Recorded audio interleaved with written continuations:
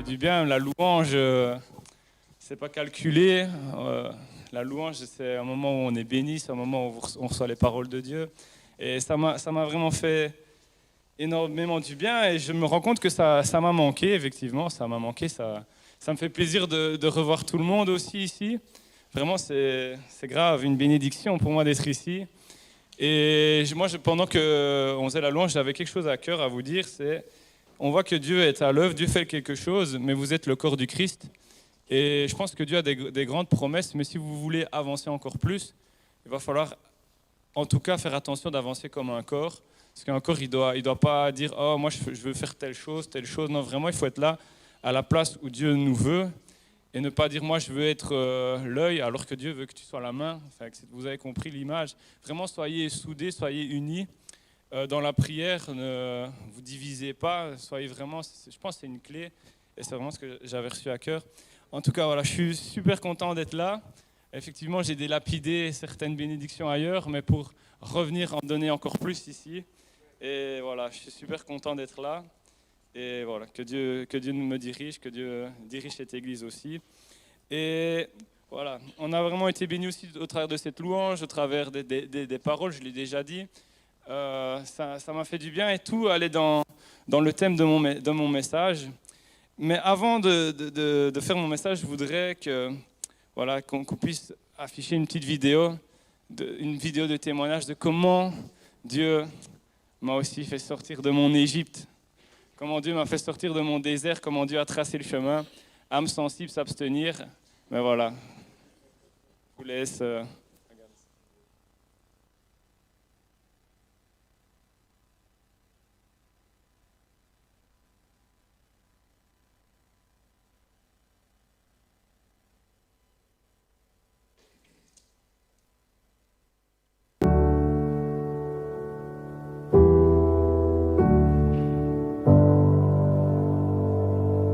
Eh bien.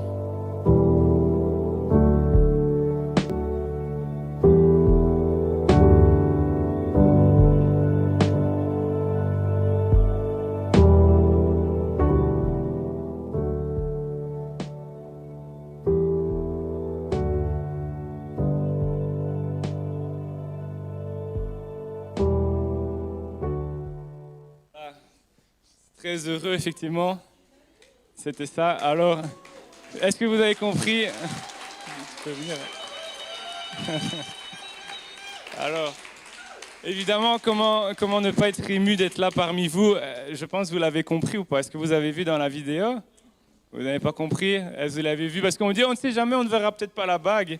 Si jamais, voilà, elle est là, la bague. Et alors, voilà. Donc je suis vraiment très, très heureux de vous annoncer nos fiançailles qui se sont passées le 31/10. Je ne peux pas oublier une date pareille. Donc voilà, je suis très content. C'était un désert, hein, mais bon voilà, Dieu m'a sorti de mon Égypte et Dieu a permis que je rencontre Pauline. Peut-être tu veux dire un petit mot? Oui. Déjà, bonjour à tous. Je suis très contente de partager cette nouvelle avec vous. Et voilà, ça nous apporte vraiment beaucoup de joie, de bénédiction. C'est quelque chose pour lequel je priais depuis longtemps et Jérémie aussi d'ailleurs. Donc gloire à Dieu pour ce qu'il a fait et ce qu'il fera encore. Alors voilà, j'ai trouvé la perle. Il a fallu aller chercher loin. Hein, il a fallu aller jusque Charleroi, mais bon, hein, parce que voilà, elle s'appelle Pauline. Je sais pas si tu l'as dit. Elle a dit Pauline, voilà. J'étais là chercher jusqu'à Charleroi, merci Seigneur. Alors si vous voulez savoir comment on s'est rencontrés, alors si vous savez, je donne des cours de religion protestante et j'allais jusque Manage, ce qui est 1 heure de route, ce qui est fort loin. Au début, je faisais 2 heures aller en train, 2 heures retour, donc ça faisait 4h40 au total de trajet. Je ne sais pas ce qui m'a pris cette folie d'aller là-bas, mais merci Seigneur, parce que grâce à ça, j'ai pu rencontrer Pauline qui est venue dans cette école-là aussi faire un remplacement cette année et je suis content de l'avoir rencontrée. Alors si vous voulez quelques petites photos, il y a encore des photos ou pas? Il y a encore quelques photos? On est content, hein, c'est la joie. Alors je vous ai ramené quelques petites photos. Alors ça s'est passé dans les Ardennes. Hein. Si vous voulez plus de détails croustillants, il faudra venir vers moi. Hein. Pas tout vous dire quand même. Alors, sais pas s'il y a moyen. Bon, allez, je vais vous en dire un petit peu plus quand même, je sens que vous en avez envie. Alors, voilà, ça c'est un ami qui est venu faire des photos avec nous, Darcy, je ne sais pas si vous connaissez, voilà. Je lui ai dit, ouais, tu vas te cacher dans la voiture, tu vas nous attendre, et quand j'aurai fait ma demande, si tu peux faire des photos, voilà. Il a attendu 1h30 parce que je ne trouvais pas l'endroit où je voulais faire ma demande. Donc le pauvre, voilà, il était vraiment patient, il a attendu 1h30, comme un pauvre petit malheureux dans sa voiture. Parce que voilà, j'étais dans les Ardennes, il y avait un beau rocher tout au-dessus, et c'est là que je voulais faire ma demande. Et on a marché pendant 3 heures pour le trouver, parce que je ne savais pas où il était. Mais bon, merci Seigneur, on l'a trouvé, et j'ai pu faire ma demande, et ça s'est très bien passé. Et elle a dit oui, Voilà. Donc, en tout cas, je suis vraiment content.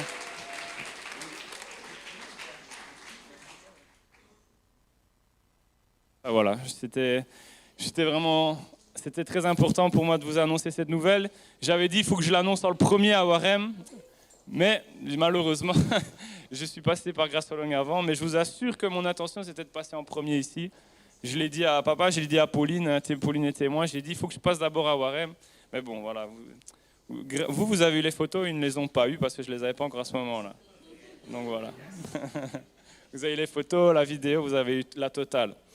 Donc voilà, je vais quand même prier que Dieu m'aide à être clair le plus possible. Je pense que ça va aller, mais bon, je vais quand même prier pour ce message, que Dieu puisse nous bénir.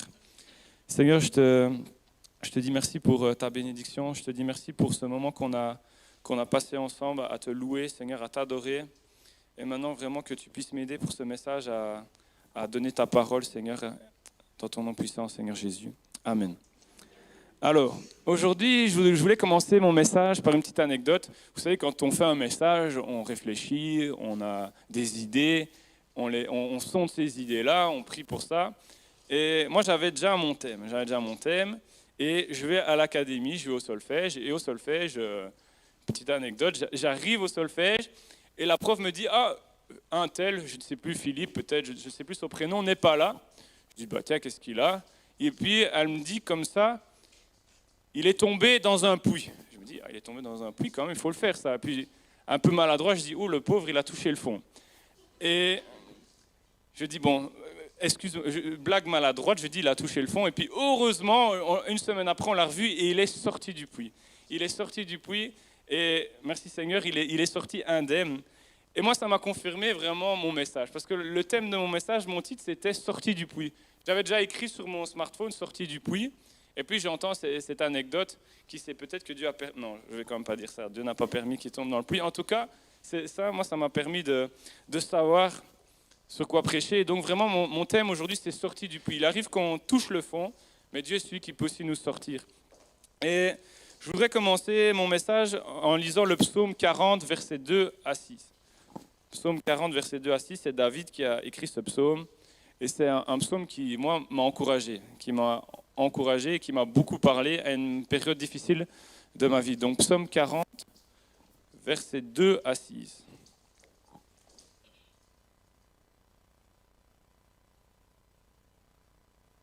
Voilà. Il m'a retiré de la fosse de la destruction, du fond de la boue. Il a dressé mes pieds sur le roc. Il a affermi mes pas. Il a mis dans ma bouche un cantique nouveau, une louange à notre Dieu. Beaucoup l'ont vu et ont eu de la crainte, et ils se sont confiés en l'Éternel. Heureux l'homme qui place en l'Éternel sa confiance et qui ne se tourne pas vers les hautains et les menteurs. Moi, j'aime ce passage parce que on voit que David a mis son espérance en l'Éternel. Il a retiré de la fosse de la destruction. Il a établi ses pieds sur le roc. Vous connaissez d'ailleurs ce chant ? Mes pieds sur le roc. Il a fait. Voilà, vous connaissez ce chant, un vieux chant, mais qui est toujours aussi bon. Alors, il a mis dans ma bouche un cantique nouveau, et ensuite il dit « Heureux l'homme qui place sa confiance en l'Éternel ». Alors moi, comment ce psaume m'a parlé ? Pour être honnête, il ne m'a pas parlé de façon positive au moment où j'étais mal. Parce que moi, ce passage-là, j'avais lu « Il m'a retiré de la fosse de la destruction, du fond de la boue ». Et moi, quand j'ai lu ce psaume, au moment où j'étais vraiment pas bien, j'ai dit moi je suis comme ça, je suis dans la fosse, je suis dans la boue, je suis au fond du puits. Et j'étais vraiment mal. Il m'a retiré de la fosse, je le voyais pas. Moi je voyais juste que j'étais très très mal, que j'étais au fond du fond. Et je me disais même que j'étais en train de creuser le trou. Je dis, c'est pas possible, le trou il est profond, mais je suis encore en train de creuser, je m'enfonce encore plus. J'avais pas vu, il avait mis son espérance en l'Éternel, j'avais rien vu. Heureux l'homme qui place sa confiance en l'Éternel. Moi, je voyais qu'une chose, c'était ça ne va pas, ça ne va pas, ça ne va pas. Et je me souviens, j'étais ici à l'église et Lucien Marzocchi, un évangéliste, était venu ici et il avait reçu une parole. Il dit, tu es au fond du puits, enfin tu dis, tu es au fond du puits, tu dis, tu es au fond du puits, mais Dieu te dit comme ça, arrête de dire cela, c'est Dieu qui l'a voulu et un jour tu comprendras pourquoi tu es passé par là et Dieu va t'en sortir et tu vas le remercier. Et à ce moment-là, j'ai commencé à pleurer, je dis ça, c'est vraiment pour moi. Mais il y a les années qui sont passées, une première année qui s'est passée, une deuxième année qui s'est passée, une troisième année, une quatrième. Je dis, c'est pas possible, Seigneur, qu'est-ce que j'ai fait? Je suis sûr, j'ai fait quelque chose qui a fait planter la prophétie. Il y a quelque chose que j'ai échoué, je l'ai planté. Je me dis, parce que j'ai touché le fruit, oui, c'est vrai, je suis dans le fond du fond, mais c'est quand que tu me sors, Seigneur, c'est quand que tu comprends. Et c'est il y a peu de temps que j'ai commencé à comprendre, et il y a peu de temps qu'il a commencé à m'en sortir. Et maintenant, je suis dans la réjouissance. Dieu est celui qui m'a mis un cantique nouveau. Et voilà, c'était une prophétie qui m'a encouragé, que je relis à ce psaume, parce que c'était ce psaume-là que j'avais lu vraiment où j'étais mal. Et j'ai vu que Dieu est celui qui peut sortir du puits, celui qui met sa confiance en l'Éternel. Et il y a aussi une histoire qui m'a énormément encouragé durant ce temps de vallée, ce temps de puits, ce temps pour moi, franchement, j'étais vraiment très très mal à ce moment-là. Je me souviens même qu'une fois, maman était venue dans ma chambre, je dormais, je dis laisse-moi tranquille, je veux mourir, comme ça, tellement j'étais mal, je voulais même, c'était vraiment la catastrophe. Et au travers de ça, j'ai vu que Dieu agissait alors que moi je ne sentais rien. Alors que moi je pensais que voilà, j'avais peut-être tout planté, mais Dieu est celui qui m'a touché alors que j'étais dans le fond. Et il y a une histoire qui m'a beaucoup encouragé du coup dans la Bible, c'est Joseph. Parce que Joseph, on va voir que Joseph, il a touché le fond du puits. Il était vraiment au fond du fond, mais il a mis sa confiance à l'Éternel. Et Dieu l'a sorti, Dieu l'a carrément établi sur le roc, et il a mis dans sa bouche un cantique nouveau. Et je voudrais vraiment m'attarder sur cette histoire aujourd'hui. Je voudrais qu'on puisse se laisser encourager par l'histoire de Joseph. Alors je vais mettre le contexte de Joseph. Je vais peut-être, pour éviter des lectures, je vais vous l'introduire de ma voix, d'accord, sans faire une lecture. Joseph, c'était le chouchou de son père. Vous connaissez cette histoire? Qui connaît Joseph ici? Ok. Qui aime bien cette histoire? Moi, j'adore cette histoire. Ok. Alors, c'est une histoire qui est quand même fort connue. Moi, je ne sais pas si vous connaissez Joseph, le roi des rêves. C'est comme ça que...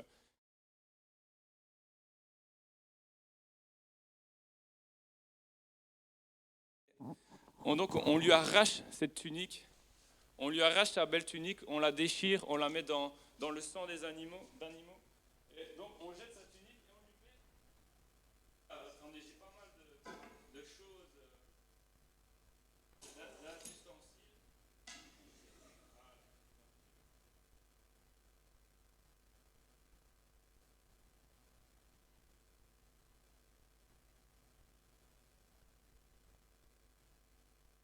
Un vêtement d'esclave.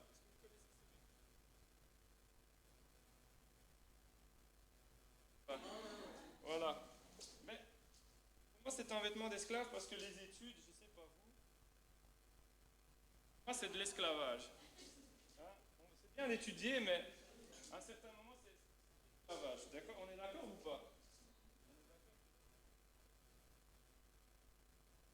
Voilà. Donc Joseph va recevoir sa tenue d'esclave. D'accord? On lui enlève sa belle tenue.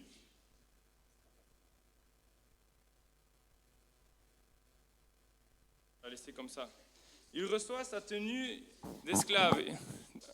Et en fait, il pense qu'il passe par la fosse de la destruction. Joseph passe par la fosse de la destruction. En tout cas, c'est ce qu'il aurait dû se dire. Il est loin de son pays, il se retrouve en Égypte. Il était là en Canaan avec ses frères, avec son père, avec sa mère, mais il est vendu comme esclave. Il est loin de son pays. Or, la promesse lui montrait qu'il allait être au-dessus de ses frères, qu'il allait être élevé. Donc, il aurait dû se dire, mon rêve, c'est faux. Mon rêve, il est mort. Il est loin de tout. Et moi, ça m'a beaucoup parlé. Et il reçoit cette tenue d'esclave.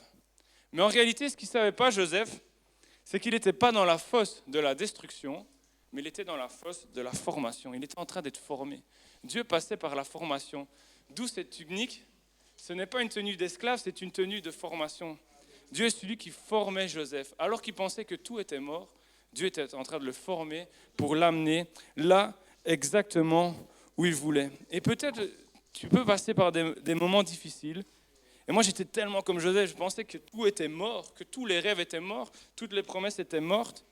Et peut-être toi aussi, il y a des personnes qui ont détruit des choses, des événements qui ont détruit des choses à l'intérieur de toi, des situations qui t'ont brisé et que tu te dis, c'est foutu pour moi.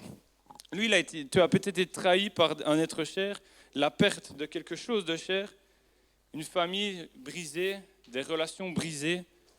Il y a plein de choses. Mais ce que Joseph ignorait, ce que peut-être tu ignores, c'est qu'au travers de ces choses, Dieu est celui qui peut vraiment te former.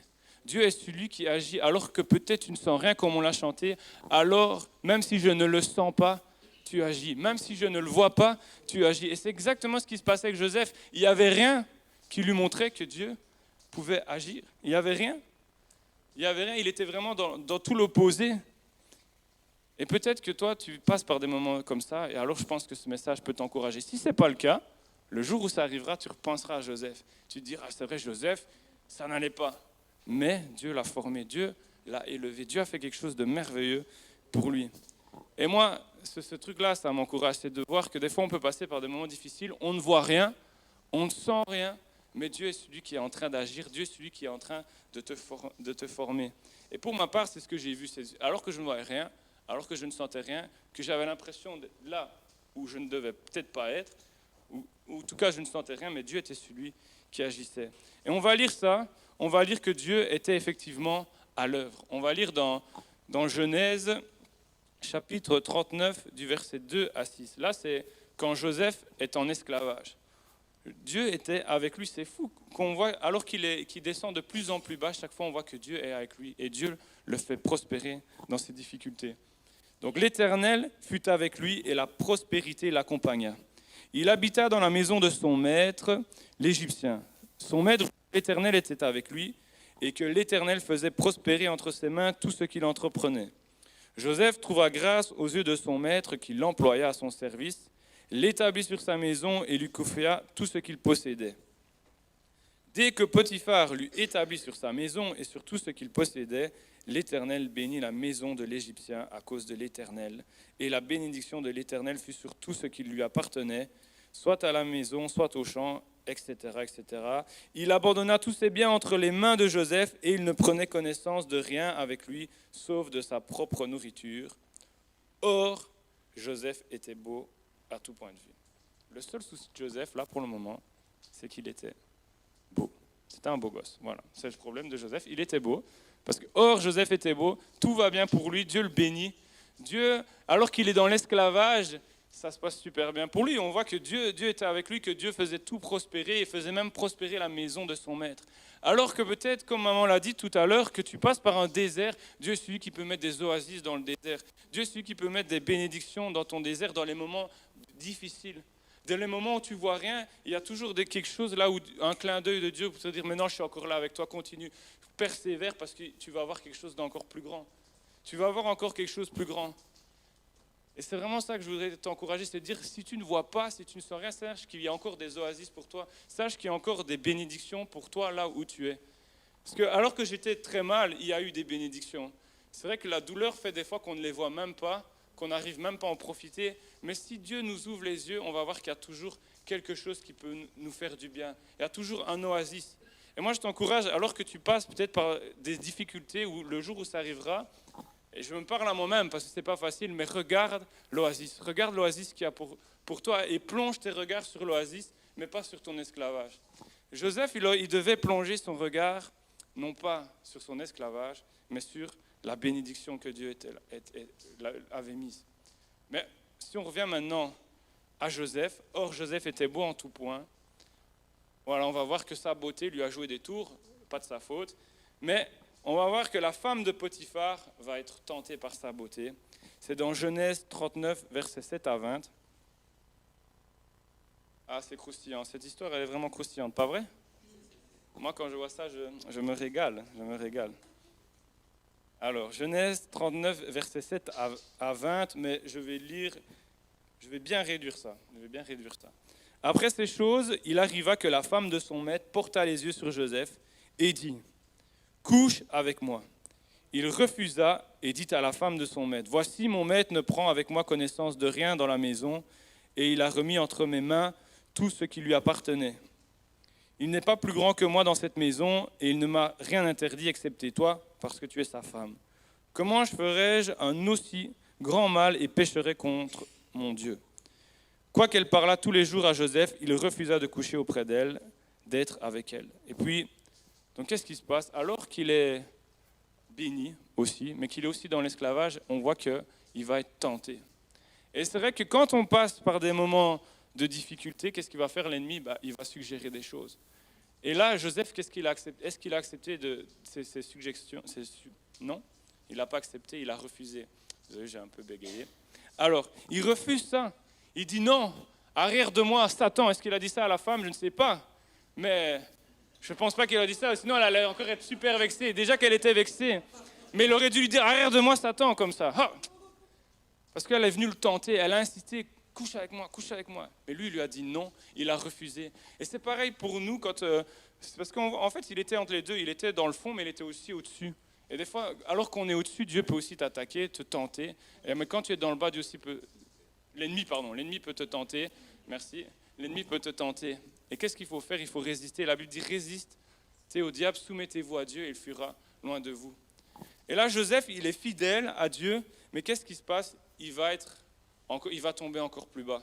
Il va tomber encore plus bas parce que la femme va arracher son vêtement, va arracher le vêtement de Joseph et va le montrer à son mari pour dire, voilà, Joseph a essayé de coucher avec moi, il a essayé d'abuser de moi, alors que c'était faux. Et il va se retrouver en prison parce que son maître va être pris de colère et va le jeter en prison. Mais là encore, on va voir que Dieu était avec lui. C'est dans Genèse 39, versets 21 à 23. On voit que de plus en plus, on dirait que sa vie va de plus en plus bas. Mais plus il va bas, plus Dieu le forme. Plus il va bas, plus il apprend des choses. L'Éternel fut avec Joseph et étendit sa bonté sur lui. Il fit gagner la faveur du chef de la prison. Celui-ci plaça sous son autorité tous les détenus qui étaient dans la prison et tous ceux qu'on y faisait passaient par lui. Le chef de la prison ne s'occupait pas du tout de ce qui était sous la responsabilité de Joseph, parce que l'Éternel était avec lui et faisait réussir tout ce qu'il entreprenait. Moi, j'aime ces passages de voir que Dieu, alors à chaque épreuve, Dieu était avec lui. À chaque épreuve, il y avait un oasis. Mais à chaque épreuve, Joseph était fidèle, parce qu'il acceptait ses responsabilités qu'on lui donnait. Et alors qu'il était en esclavage, il a accepté cette responsabilité et Dieu était avec lui. Quand il y a eu les tentations, il a refusé. Et on est bien loin de la théologie de la prospérité où tout va bien quand tu sers Dieu, parce que même quand il est fidèle, eh bien, il y a eu des épreuves. Mais Dieu était avec lui. Comme esclave, il a eu la faveur de Potiphar. Comme prisonnier, il a la faveur du maître de prison. Comme esclave aussi, il a été formé. Dans la prison aussi, on va le voir, il a été formé. Et dans tous ces lieux-là, Dieu était fidèle aussi. Il est resté fidèle et Dieu était fidèle. Alors, moi, je ne sais pas ce que j'aurais fait à la place de Joseph. Comment vous aurez réagi, vous, à sa place ? Comme je l'ai dit, il est quand même en Égypte. Il passe par des moments difficiles. Moi, à la place de Joseph, je pense que j'aurais pris mes jambes à mon cou. J'aurais pris mes chaussures. J'aurais changé. Il aurait dû enlever ses chaussures et se dire, c'est pas possible. Ah, j'ai des trous dans mes chaussettes. Ne regardez pas, ne regardez pas.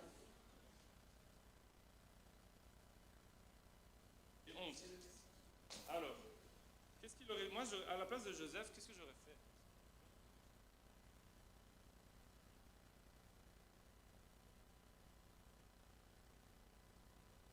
Je vais vous expliquer pourquoi.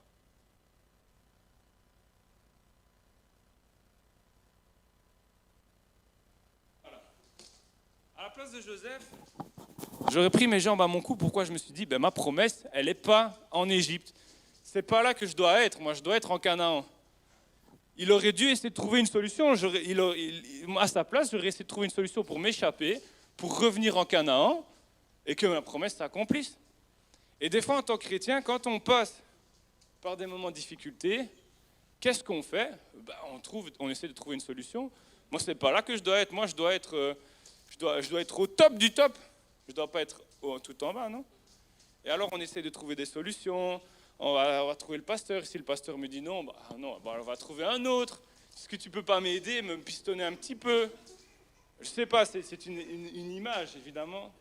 Mais pareil, quand ça ne va pas dans une situation, au lieu d'accepter, des fois, la situation, on va chercher. On va essayer de trouver des solutions et on va s'épuiser et on va essayer de courir pour retourner en Canaan, alors que dans cette situation-là, Dieu est au contrôle de tout. Et Dieu, il a quelque chose pour nous. Et il suffit des fois d'être calme et d'attendre que la porte se s'ouvre, d'attendre que... C'est pas qu'il faut rien faire, parce que Joseph faisait aussi. Mais il faut être des fois dans l'attente que la porte, elle s'ouvre.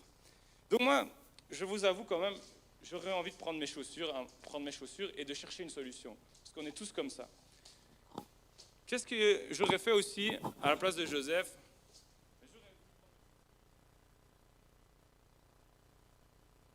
Ça ne va pas. Voilà comment je me voyais quand j'étais au fond du fond. Je voudrais prendre mes chaussures. Pas l'appel. L'appel, c'est pas pour travailler. N'allez pas, pourquoi? Parce que moi, je me souviens quand j'étais... Papa! J'ai envie de mourir!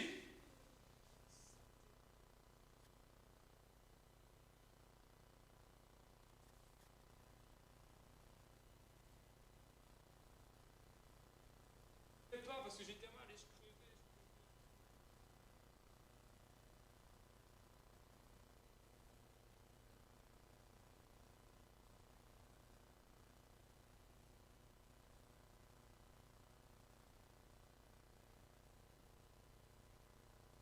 Arrête de creuser parce que mes moments dans la forêt.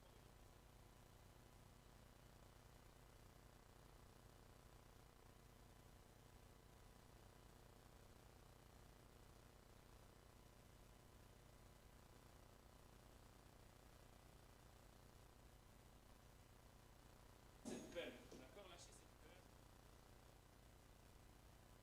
Les armes, imaginez-vous, c'est une belle épée, ça.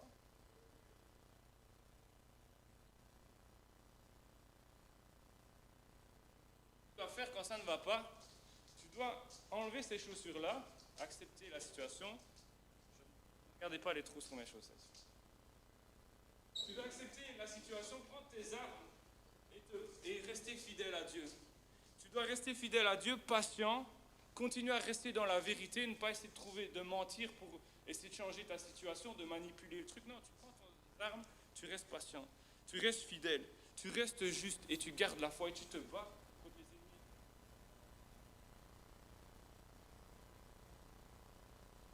Non, tu n'abandonnes pas. Qu'est-ce que tu dois faire aussi? Il a dû accepter le timing de Dieu. Ça, ce réveil-là, je ne sais même pas pourquoi j'ai ça dans ma chambre. C'est maman qui a mis ça pour décorer. Voilà. Il ne fonctionne pas ce réveil. Mais il faut attendre le timing de Dieu. Il faut attendre le timing de Dieu. Dommage que... Travers, hein. Je la mets ici. Voilà.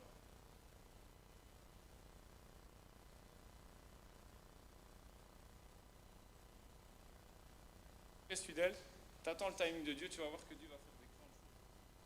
C'est pas facile parce que quand je parle à moi-même aussi. Parce que je sais que c'est pas que pour vous, c'est pour tout le monde. Mais alors qu'il ne voyait rien, alors qu'il ne sentait rien, voilà, Joseph, qu'est-ce qu'il a fait? Il a dit non.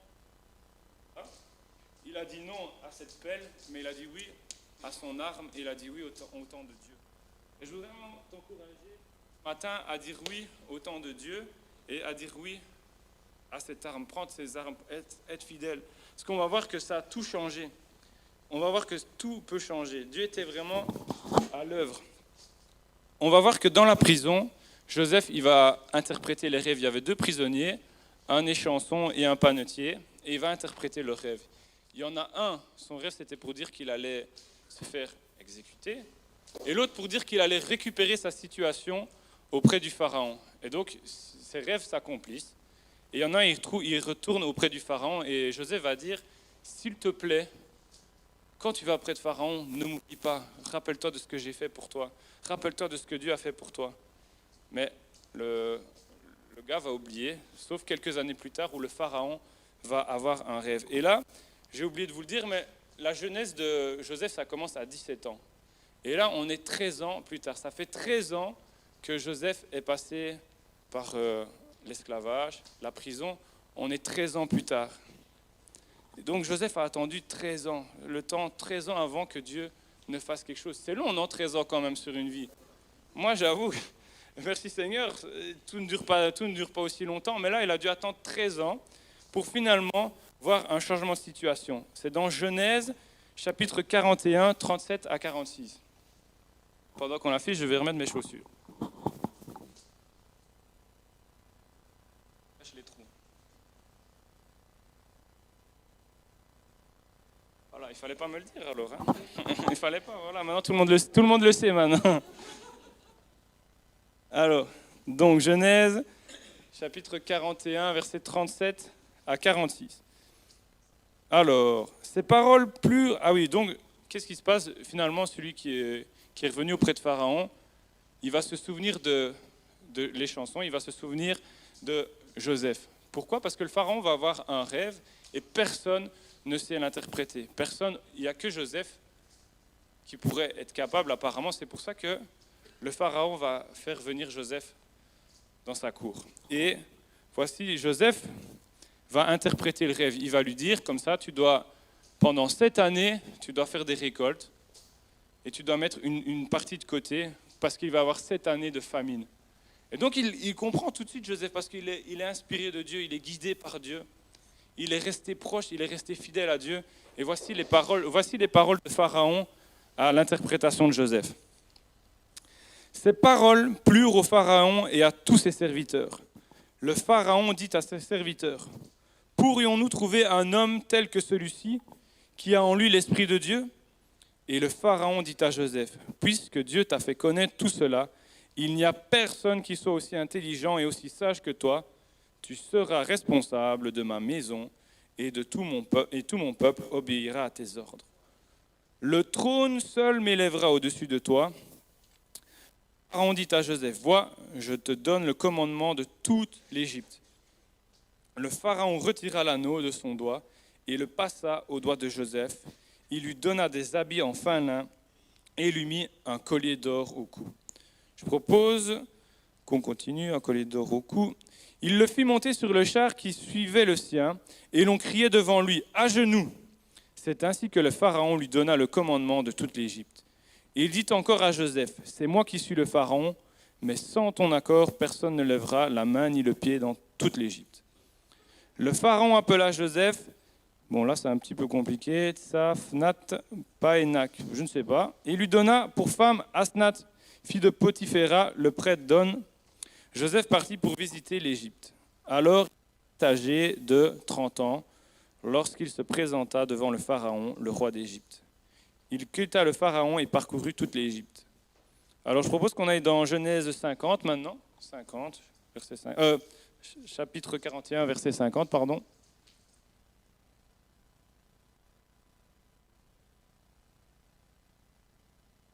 Donc, avant les années de famine, Joseph eut 2 fils qui lui donna Asnath, fille de Potiphéra, le prêtre d'On.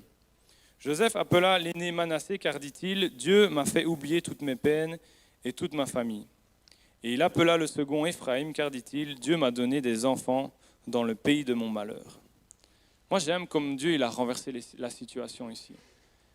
Du jour au lendemain, il va dans la cour et il est élevé. Du jour au lendemain, il passe de sa tenue d'esclave à une tenue de roi. On est 13 ans plus tard, mais pendant ces 13 ans, Dieu était à l'œuvre, Dieu l'a formé. S'il n'était pas resté là, s'il était retourné en Canaan, toute cette formation, il serait passé à côté. Dieu a permis qu'il passe par là parce que Dieu le formait pour ce qu'il devait faire, pour ces années-là, pour ces années de famine, ces années d'abondance aussi, pour qu'il soit le chef sur toute l'Égypte. Et là, Dieu a mis un cantique nouveau dans sa bouche, car il dit, Dieu m'a fait oublier toutes les peines et toute ma famille. Dieu m'a donné des enfants dans le pays de mon malheur.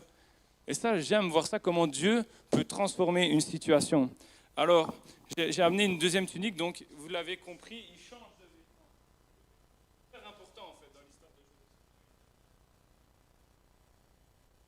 une nouvelle tunique. Alors,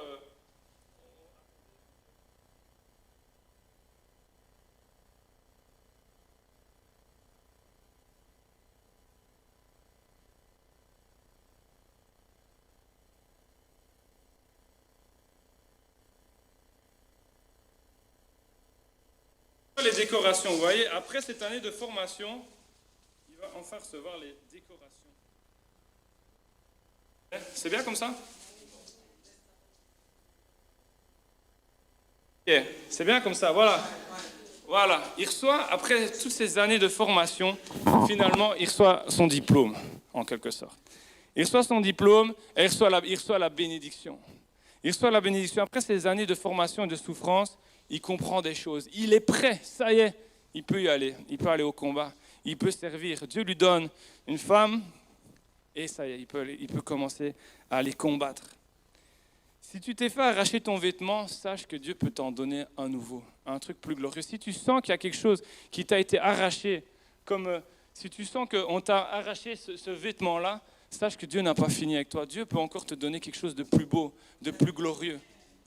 Dieu a quelque chose encore pour toi, Dieu a quelque chose encore en réserve, mais reste fidèle, reste constant, garde les armes et accepte le temps de Dieu. Moi, cette histoire, qu'est-ce que j'aime cette histoire? Qu'est-ce qu'elle m'encourage? Qu'est-ce qu'elle m'encourage à chaque instant de ma vie de me dire, ok, il y a des choses qui ne vont pas, ok, il y a des déserts, mais je sais que dans les épreuves, je vais trouver des oasis. Je sais que dans le timing de Dieu, je vais voir des choses plus grandes. Et c'est ça qui doit nous encourager, c'est de savoir que dans la vie, il y a des déserts, mais il y a aussi des oasis. Dans la vie, Dieu a des promesses et il y a aussi des attentes. Mais qu'est-ce qu'il faut faire pour les voir? Rester constant, rester fidèle. Si on abandonne notre poste, on risque de retarder, voire de passer à côté. Vous êtes d'accord avec ça ou pas? Il faut vraiment rester constant, rester là. Si Joseph était parti, ça aurait quand même posé problème. Donc j'aime vraiment ce qui s'est passé, mais on va voir que Joseph va encore apprendre des choses. On est vers les 39-40 ans de Joseph, là, d'accord? Dans ce qu'on va lire. Et Joseph va encore apprendre des choses. Il est encore plus âgé, et on va voir que sur toutes ces histoires, il apprend des choses. Et c'est ces leçons-là, c'est ces derniers passages, je vais vous lire encore 2 passages, c'est ces 2 derniers passages qui clôturent un peu l'histoire, qui la résument bien, et qui va nous encourager. C'est dans Genèse 45, 5 à 8. Alors là, il revoit ses frères. Et c'est vrai qu'on a vu que quand il avait ses enfants, il dit « Dieu m'a fait oublier toutes les peines et toute ma famille ». Mais en fait, il y avait encore de la souffrance, parce qu'on voit dans l'histoire qu'il y avait encore une certaine amertume, il y avait encore de la peine, il avait encore difficile. Mais Dieu était dans un processus. Dieu était dans un processus avec lui, et là, il va décider de pardonner ses frères. Et là, il va avoir un changement. Il a compris. Des années plus tard, plus de 20 ans plus tard, à partir du moment où il a été vendu comme esclave, il comprend des choses, il finit par accepter ce qui s'est passé, et il comprend pourquoi cela s'est passé. Et il dit, « Et maintenant, ne vous tourmentez pas et ne soyez pas fâchés de m'avoir vendu comme esclave. C'est pour vous sauver la vie que Dieu m'a envoyé devant vous, car voici 2 ans que la famine sévit dans ce pays, et pendant 5 ans encore, il n'y aura ni labour ni moisson. Dieu m'a envoyé devant vous pour vous faire subsister sur la terre, pour préserver votre vie par une très grande délivrance. C'est pourquoi ce n'est pas vous qui m'avez envoyé ici, c'est Dieu. Et il m'a élevé au rang de père pour le Pharaon, faisant de moi le maître de toute sa cour et le dirigeant de toute l'Égypte. » Moi, ça me touche de voir que c'est Dieu qui m'a envoyé ici. Et on va voir qu'encore, cette réflexion va encore mûrir. On voit que c'est Dieu qui a permis ce par quoi il est passé pour sauver ses frères, pour sauver sa famille qui était en Canaan, parce que la famine a touché Canaan, et il revenait en Égypte pour avoir les biens, pour avoir à manger, parce qu'en Égypte, il y a eu cette parole de Dieu de faire des réserves. Et ils ont fait des réserves, ils viennent, et Dieu savait, Dieu avait envoyé Joseph, parce qu'il avait prévu de l'élever, mais il avait aussi prévu de sauver cette famille. Il avait prévu de tourner ce mal en bien, c'est là qu'on va voir ça. Joseph va encore mûrir plus tard dans sa réflexion, alors que son père est mort, parce que son père était revenu en Égypte, toute sa famille est revenue, puis son père Jacob était mort. Et là, ses frères ont encore peur, parce qu'ils ne croient pas pleinement, pleinement au pardon de Dieu, de Joseph. Pardon. Ils ont un petit doute quand même, ils ont peur. Et Joseph va les rassurer par cette parole. C'est dans Genèse 50-20. Celui-là, il faut le souligner dans la Bible, celui-là. Il faut le souligner. C'est « Vous aviez mal, Dieu l'a changé en bien pour accomplir ce qui arrive aujourd'hui, pour sauver la vie à un peuple nombreux. Soyez donc sans crainte, je vous entretiendrai, vous et vos enfants. » Et il les consola en parlant à leur cœur. Moi, j'aime ce truc, c'est super encourageant.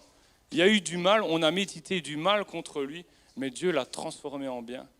Dieu l'a transformé en bien pour sauver sa famille, pour faire du bien à Joseph, pour faire du bien à l'Égypte aussi, parce que Dieu a fait du bien à l'Égypte aussi grâce à ces circonstances.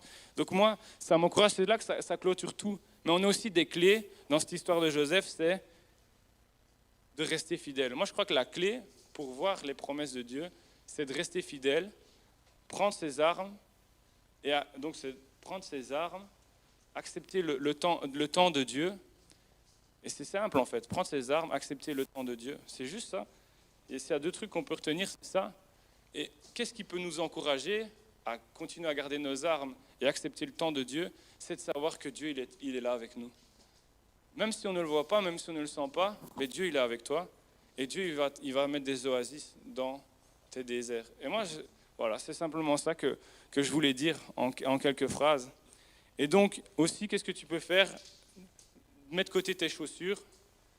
Essaye d'apprendre à te calmer, à attendre que les portes de Dieu s'ouvrent, même si ce n'est pas facile.